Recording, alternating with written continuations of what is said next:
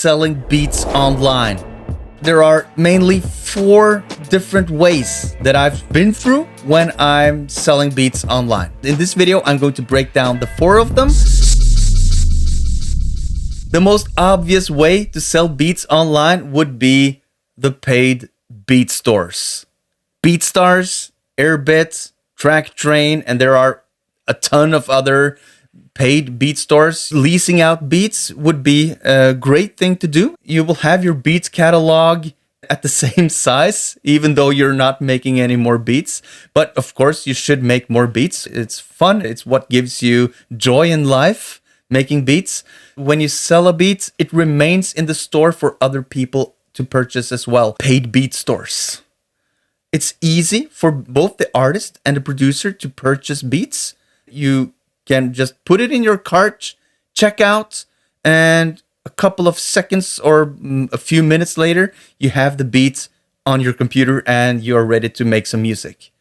And for the producer, he can wake up one morning having received an X amount of dollars in their bank accounts or their PayPal accounts. How sweet is that? It's gold. It's just delicious. So the transaction is easy. What I have found to be a large disadvantage with the beat stores is that you are led to believe that having the beats in a beat store automatically promotes your beats. And that's simply not true. I have had beats in beat stores for 5 years now. It's only when I have actively went out and shown people the beats and pointed to exactly where they can purchase it, it's only then that I have sold beats. I think I have sold 2 beats with random customers popping into my store and never coming back. And I've sold quite many more beats than that. So you are led to believe that having this fancy beat store with a nice design, that those things matter. I don't believe in that. And if you disagree, hit me up in the comments. If you agree, let me know. Another advantage about the beat stores, though, is that you can offer the beats for free. So if you go, for example, to subphotic.com/beats, I have embedded my Airbit beat store right there. So you can just go straight there and download all the beats for free. That's, of course, optional for the producer. A producer can choose to not include this option, but I think that's a very smart thing to do, to let people try before they buy by simply downloading it for free. But again, people need to be pointed to where that store is because there are thousands, if not even millions of producers out there. Are there a million producers? I don't know. I don't know how many producers there are, but there are a lot. So next up, sell beats on sites such as Bandcamp, SoundCloud, YouTube. How do you sell beats on SoundCloud? If someone discovers my beats on SoundCloud, say SoundCloud, they can send me a message, a direct message, or they can use my contact information and hit me with a mail directly. And there we can discuss pricing and also terms in the contract. I would send over the contract and they would read through it. The artist would read through the contract and maybe they had some objections. Maybe they wanted to know where I've picked my sample from because maybe I've sampled something that's not cleared and they want to clear it maybe. And typically I would send them my PayPal link and they can just pay directly through PayPal or through bank transfer. And the way that works is that they would get the MP3 immediately so they can start right there and then making music. And then when I have received my money for the license, they have the license. They are now licensed to use that beat and publish it. Being afraid of people downloading your beats for free and using them without paying is nothing to be afraid of because they don't have the license. You have to have the license in order to publish something, right? So if you don't have that license, you're not allowed to publish it on Spotify or whatever. Yet people do, of course they do, because they're G's, right? So they don't care. And what I think happens to them is that nobody cares about them because they already have an ethos of just grabbing whatever they come across.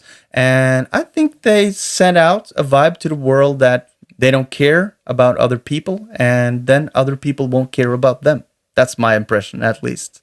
I don't know. What do you think? Do you think that crime pays?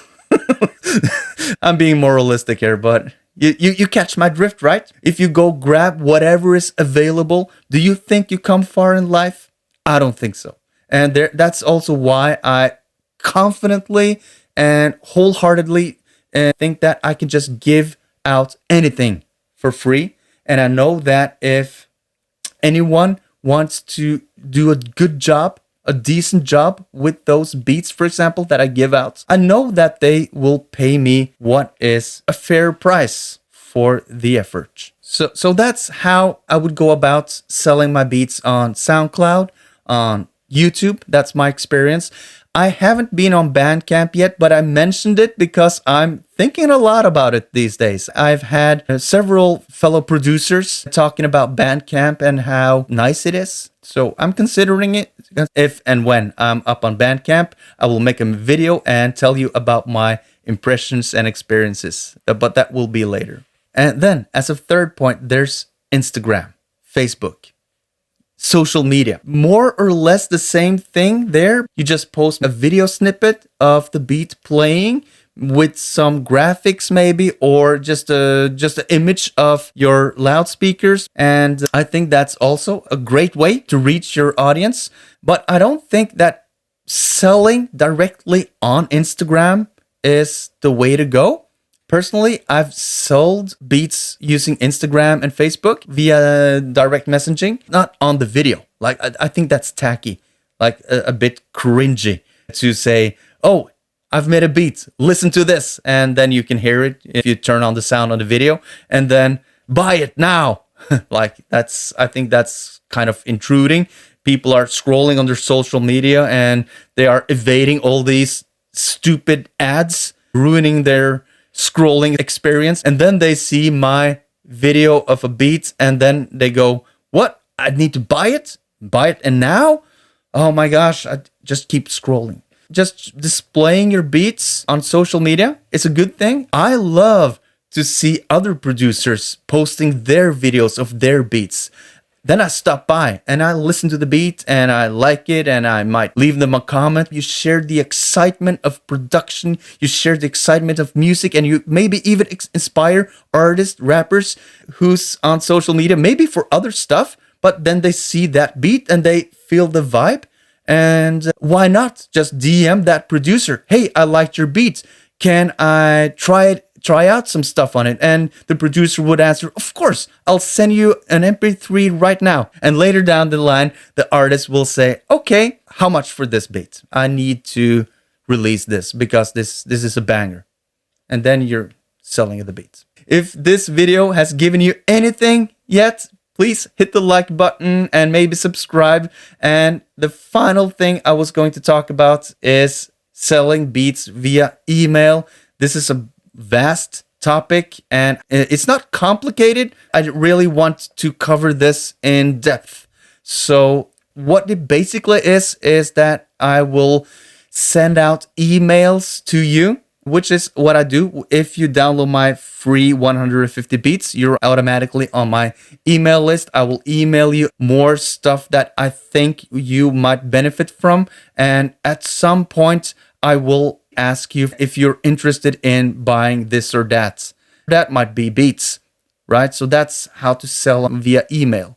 Of course, you can sell via email because a rapper has met you on the Beat Store or on SoundCloud. But that's not the same thing.